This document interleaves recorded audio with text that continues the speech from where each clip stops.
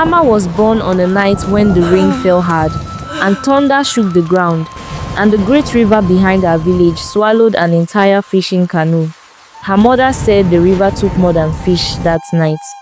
It took Amma's father. He never came back, and his body was never found. The villagers feared the river. Some said a spirit lived there and took people it wanted. Others said the river was always hungry. Regardless, everyone stayed away from it. But Amma didn't. She used to sneak close and sit near the rocks, listening to the sound it made. It didn't scare her. It made her feel alive, like something inside her was waking up. Amma grew up looking a lot like her father.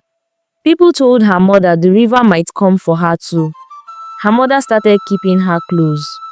One morning, strange things began to happen in the village. The birds stopped singing. Goats would not eat. Children woke at night, crying and gasping for air. They said they felt hands pulling them in their sleep. At first, no one thought of the river.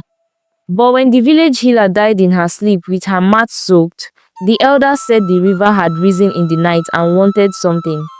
Amma didn't tell anyone, but she had been dreaming strange things too. In her sleep, she walked deep into the river, not drowning, but breathing. She saw shapes moving beside her. One night, she saw her father, waiting with his hand out, not smiling, just watching. Her mother grew afraid and begged her to leave with the traders heading out of the village. Amma refused. She had begun to feel something pulling her toward the river. On the seventh night of sickness, Amma left her house before dawn. She walked to the river, past the warning signs, and overturned canoes. The water was high and calm, too calm. Mist floated above it like breath. She walked in slowly. First her feet, then her legs, then her waist. The water didn't feel cold. It felt like home. At the edge of the deep part, she stopped. Then she spoke, soft but clear. "I know you know me," she said. "I'm ready." The river didn't answer.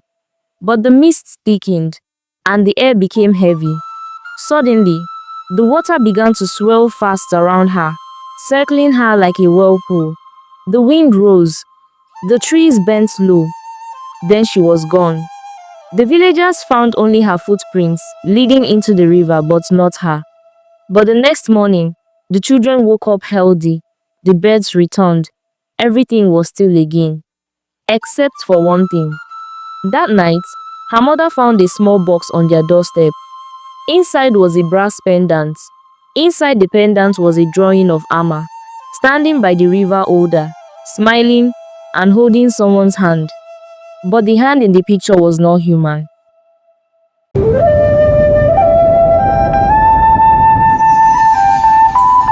Before Amma's mother found the pendant on her doorstep, Amma had already lived two lives.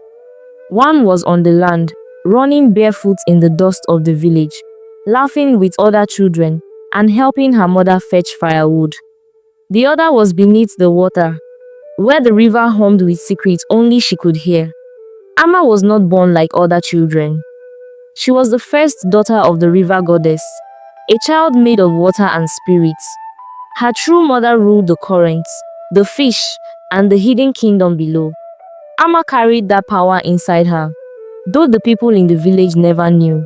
She could stay underwater longer than any human, and she often felt the pull of the river even when she tried to stay away. But Amma had chosen another life. Long ago, before she came to the village, she saw a woman sitting by the river, shoulders trembling as she cried. The woman had no child. Her heart was empty, her arms always waiting. She could not see Amma, but Amma could hear her thoughts. She begged the river for a child, promising she would love it more than her own life. At that time, Amma had been fighting with the river goddess. She wanted freedom. She wanted to walk the land and know the life of humans. So she made a choice.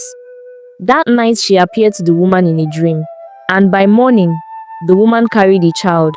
The river goddess was furious. Amma grew up in the village, forgetting much of who she was. She called the woman mother. She carried water, learned to cook, and laughed like every other child. Sometimes, though, she would wake from dreams she did not understand.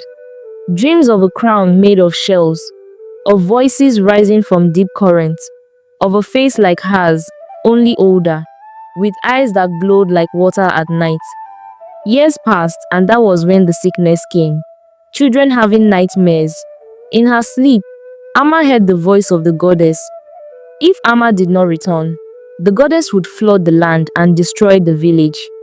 Amma understood then. The dreams were warnings. The sickness was a sign. The goddess would not wait forever. She had given Amma time to live on land.